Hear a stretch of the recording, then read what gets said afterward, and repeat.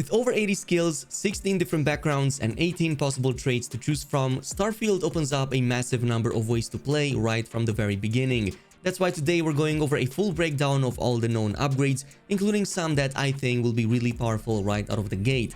From melee juggernauts to stealth snipers all the way to space wizards, there's truly something for almost any playstyle. Now, of course, keep in mind this info is strictly based on what's been publicly available, so come launch, there's still a lot of stuff and options to explore. So let's get started with the backgrounds. These aren't just there to get you extra buffs, but they oftentimes provide distinct starting points for players, giving your character a unique backstory that can open up new dialogues and even mission outcomes that otherwise you might miss.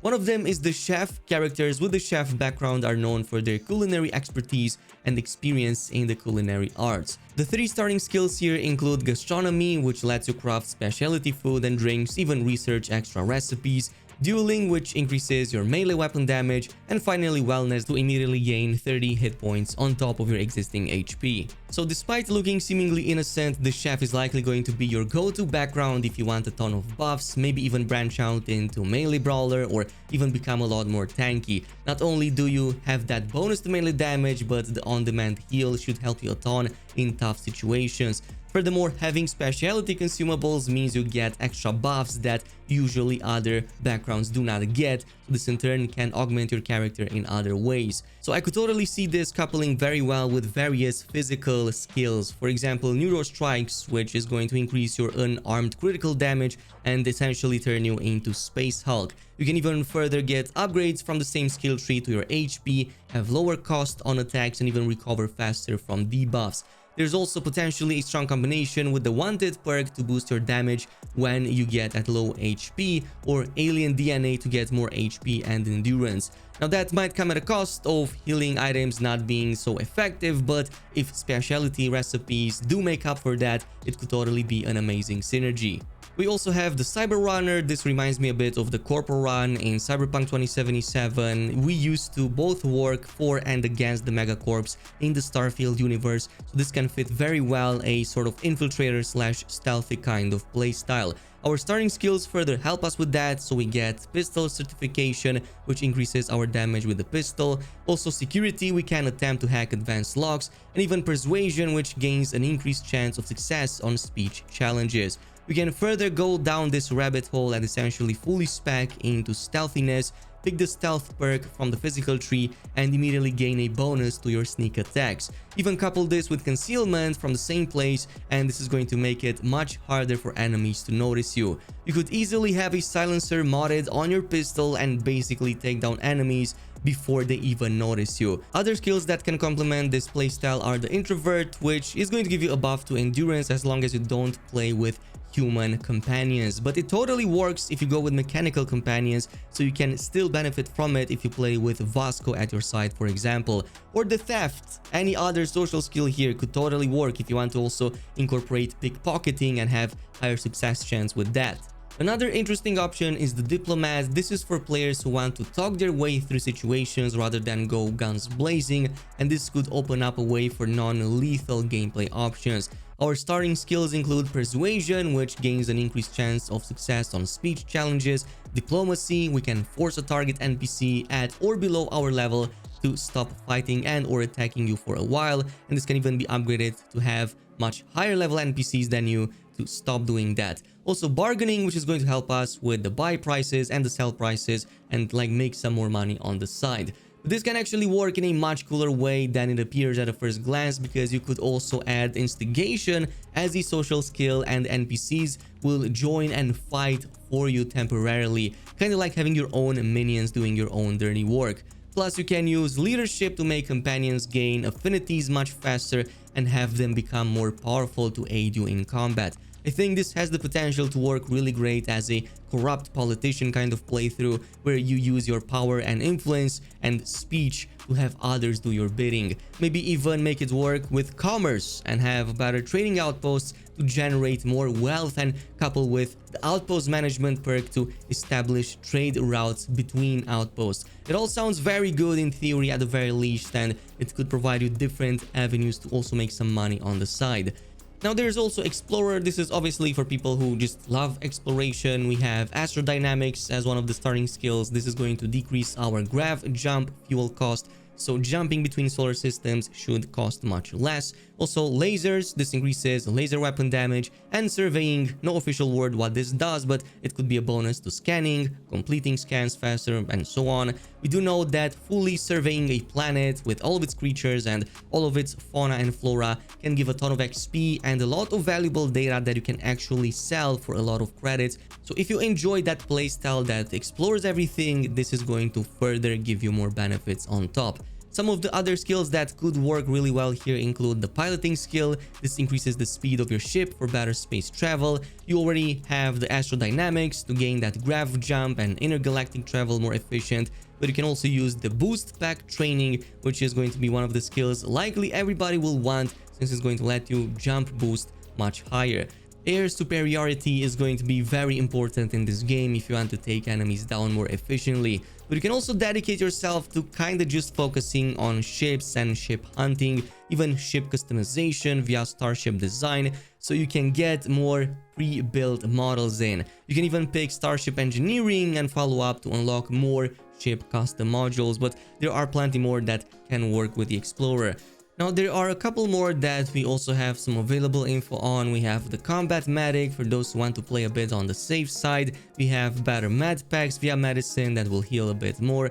Wellness to increase your total HP. Even pistol certification, so you do get some damage on top over there. A pretty solid vanilla option with a ton of possible ways to diverge into different builds and so on.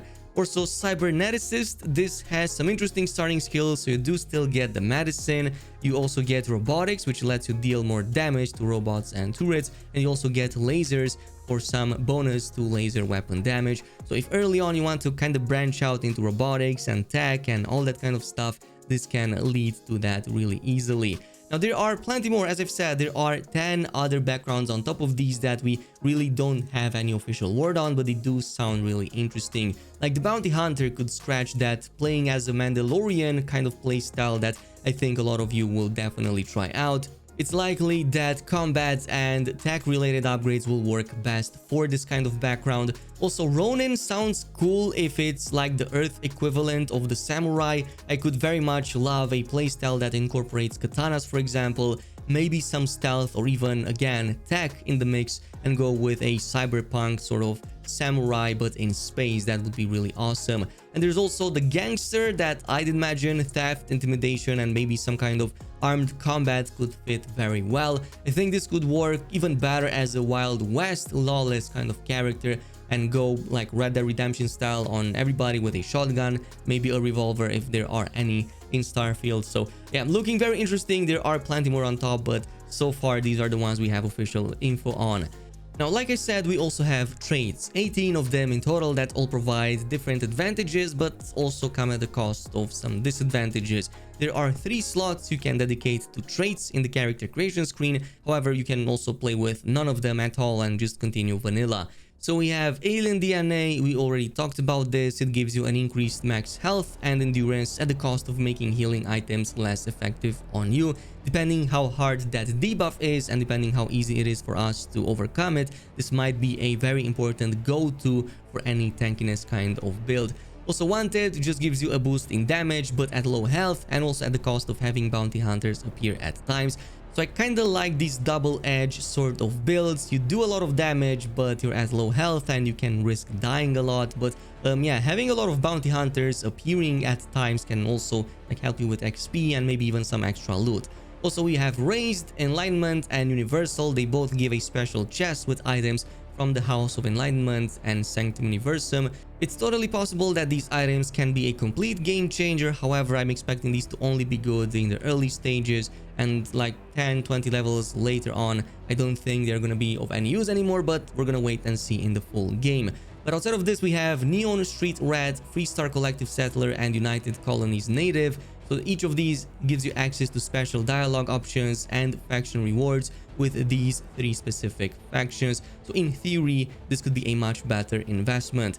But 2 very interesting traits kind of open up some very interesting RP options. This includes Dream Home and Kid Stuff. So So Dream Home kind of gives you your own home. You have it on some random moon somewhere, and apparently you have to pay a mortgage on it of about 50,000 credits. Now, I'm not sure if it's possible to get evicted in this game, but I think this implies that's totally possible. So I do wonder what other gameplay possibilities this opens up, given the fact that you can eventually create your own outpost anyway. Similar to Kid's stuff, you get parents, but also a permanent 2% less money, as you do need to send money home to your parents because apparently they don't work. But you do get to have conversations with them, which, yeah, I mean, they could be more fulfilling than the 2% that you lose in the money you get.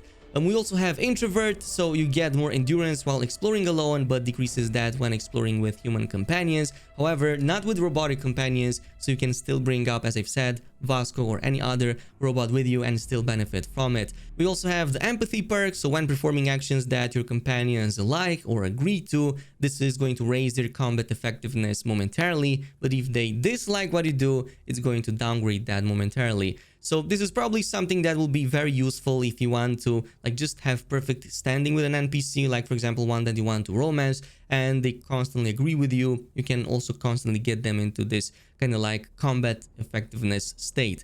Also, Extrovert uses less oxygen when adventuring with human companions and uses more when traveling alone. And since oxygen will be an important resource, and since, yeah, we are going to use that for attacks and other things, I think this could be very useful to have, but only if you bring your companions with you, which you probably will want because, I mean, they are also quite useful.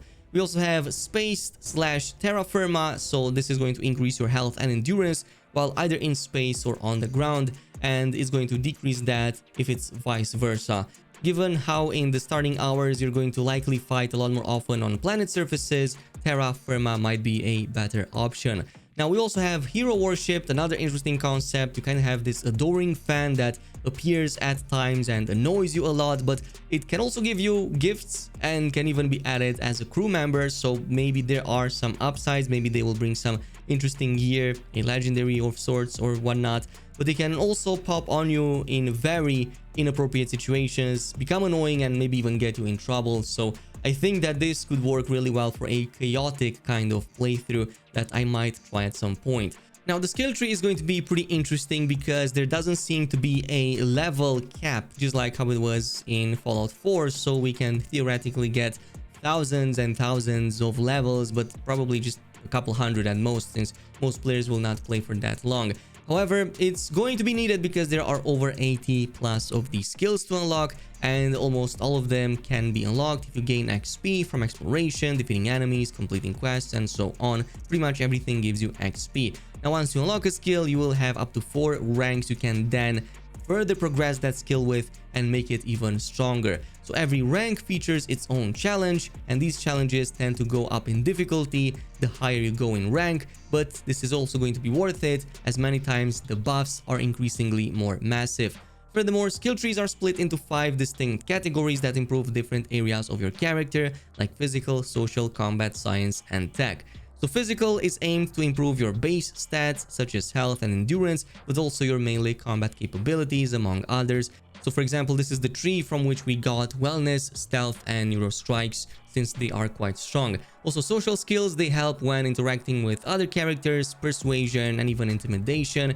It even helps you with trading and getting better prices when buying and selling goods.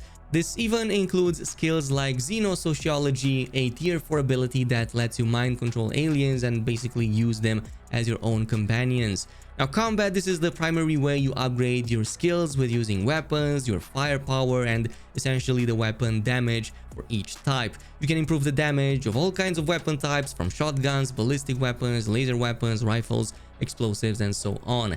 There's even ways to improve your handling and the reload speed of these. Science lets you improve your character and your ship, gain extra heals and even improved camps, and gain the ability to decipher data as you have to uncover these alien mysteries during your journey. And finally, we have tech. This provides skills into robotics and technology by boosting damage against droids, your ability to hack advanced locks, and even gain unique upgrades to your ship to better deal with enemy pirates. Now, there's one final set of powers that we can unlock in this game. It hasn't been discussed too much, but we do have gameplay footage of, and that includes our magical powers. It seems totally possible space wizardry is a thing in Starfield, and you can think of these almost like the shouts from Skyrim, the equivalent of that in this game. Now, we've seen some of these in action, like this really awesome gravity disruption ability, which causes enemies to get suspended in the air, rendering them extremely vulnerable. So this could be an amazing opener to take down multiple enemies much easier. But we also have a data mine from a while ago. I'm not going to spoil it here, but let's just say it showed a lot more such amazing powers being available in the full game, and some of these descriptions sound really fun. It's entirely possible these powers are connected to the mysterious alien artifact pieces that we've seen the player getting in contact with from quite early on. We know Constellation, one of the factions we can also align with, are also researching them, and it's through them early on that we get to uncover more of our abilities. But that is pretty much it with the video. Let me know down below which of these backgrounds, traits, or skills are you going to focus on most on your first playthrough. In the meantime, thanks so much for watching, and I'll see you in the next video.